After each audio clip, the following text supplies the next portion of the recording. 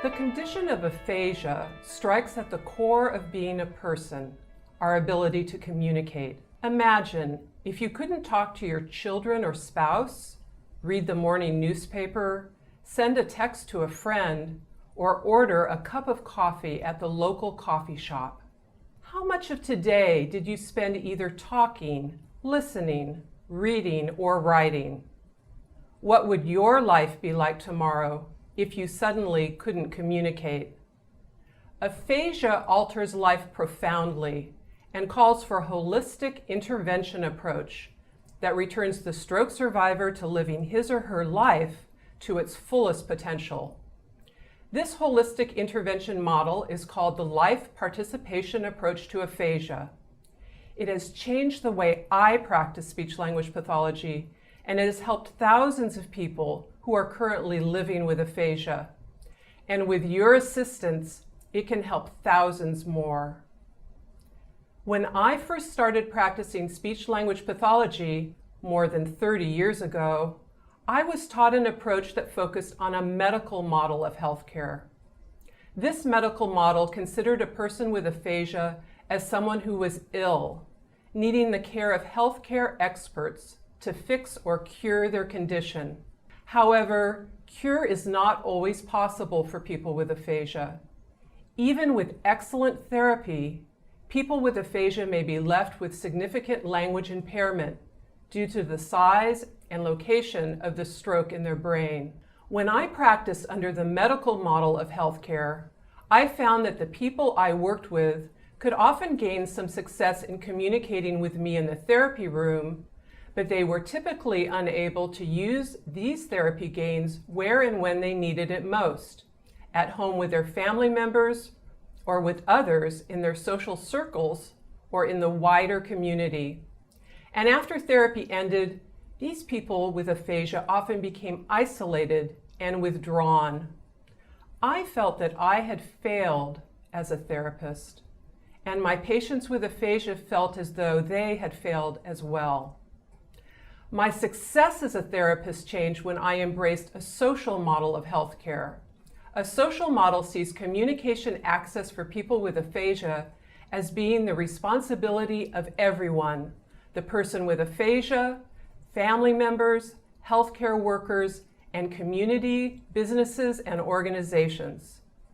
People with aphasia are seen as important experts about their condition and take the lead in deciding what they want to communicate and who they want to communicate with. The speech-language pathologist is the coach who figures out the best way to achieve their individual, meaningful goals.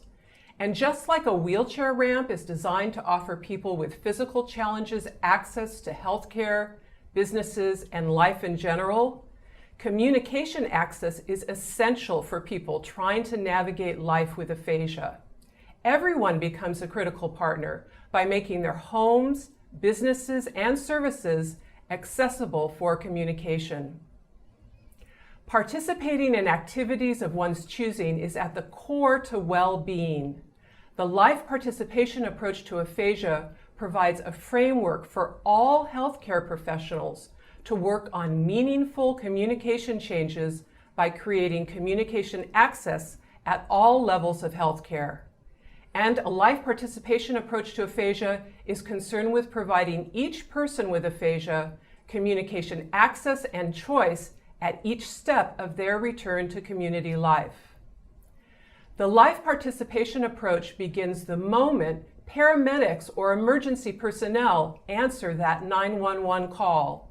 It is a nurse having the aphasia-friendly tools he or she needs so that each patient can ask for help. The Life Participation Approach means providing informed consent in the hospital in a way that someone with a communication barrier has the best chance of understanding and responding. This approach also means choosing meaningful goals in the rehabilitation center. Speech-language pathologists and other healthcare workers have a critically important role in utilizing aphasia-friendly tools to mentor families and individuals in communication techniques so all can prepare for ongoing life with aphasia.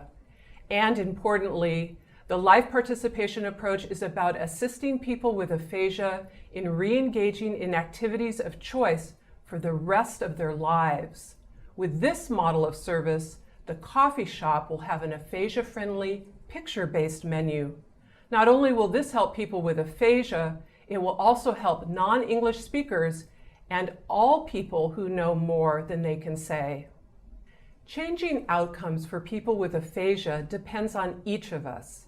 Speech-language pathologists may deliver the specific treatments to improve communication skills, but people with aphasia depend on a broad continuum of people who step up, gaining the knowledge and training they need to adapt everyday environments within their sphere of influence.